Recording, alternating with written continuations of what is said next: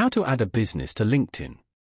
To get started, go ahead and open up Safari on your phone. You can also use other browsers if you want. Go to www.linkedin.com. You will then be taken to your profile page on LinkedIn. On this page, go to the top right and tap on the three dots. Then, tap on the app's icon as shown. Scroll down to the end and tap on Create a Company page. From here, choose a page type.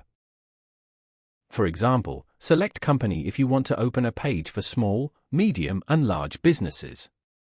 Here, fill in the required information to create your page such as name, URL, industry, organization type, and more. You can also add a tagline to briefly describe what your organization does.